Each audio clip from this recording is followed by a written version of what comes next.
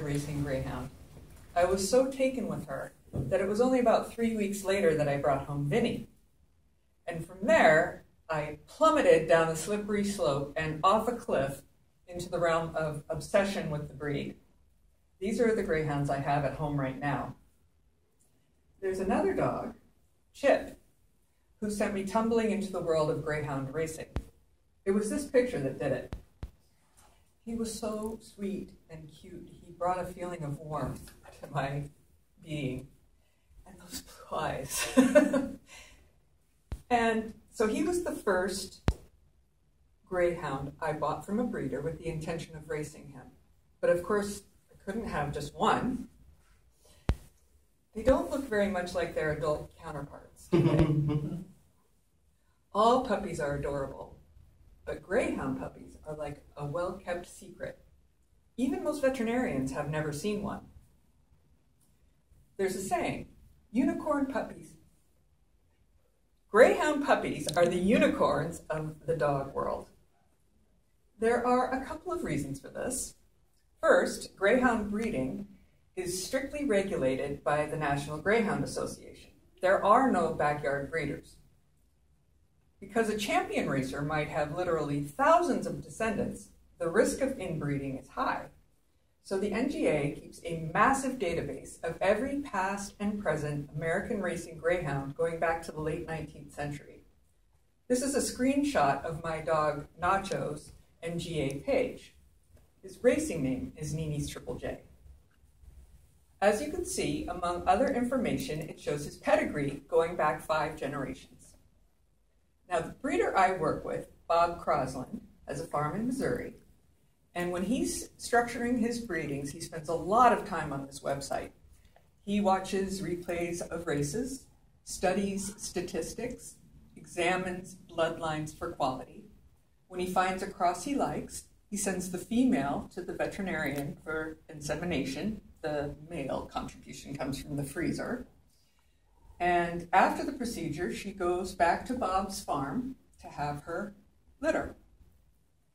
The second reason greyhound puppies are as rare as unicorns is that raising and training them takes enormous patience, and it's a lot of hard work.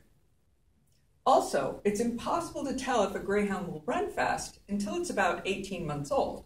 Holding onto those puppies is a little like holding lottery tickets. You're not likely to let them go until you're sure they won't win. At Crosland Farm, raising the greyhounds is a family affair. Bob's daughter, Nicole, was recruited at an early age. Her first official chore, holding and playing with the puppies. And now Nicole's daughter, Riley, helps out with that task.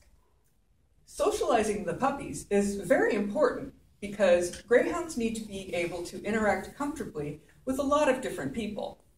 Trainers, kennel helpers, lead-outs at the track, and they need to be able to stand still while their ears are examined.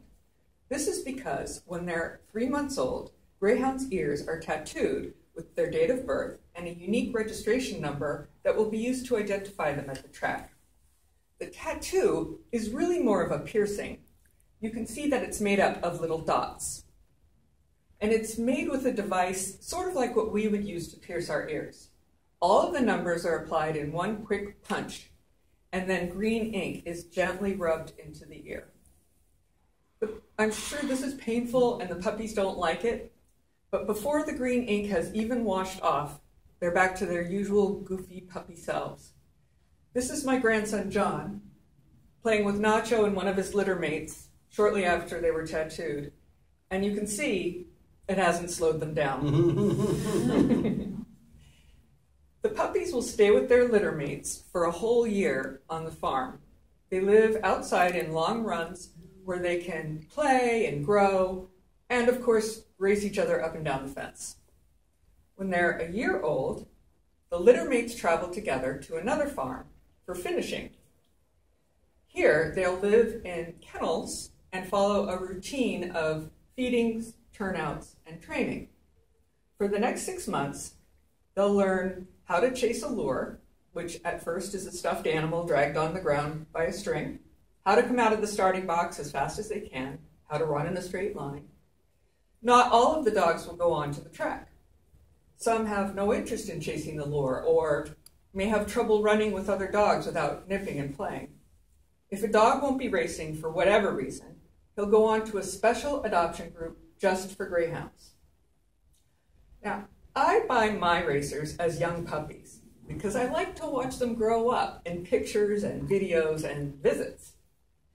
Some people buy entire litters and then sell the finished greyhounds at a twice-yearly auction held by the NGA, the same organization that tracks breedings and statistics. These auctions are a big deal, and people come from all over to Abilene, Kansas, home of the Greyhound Hall of Fame.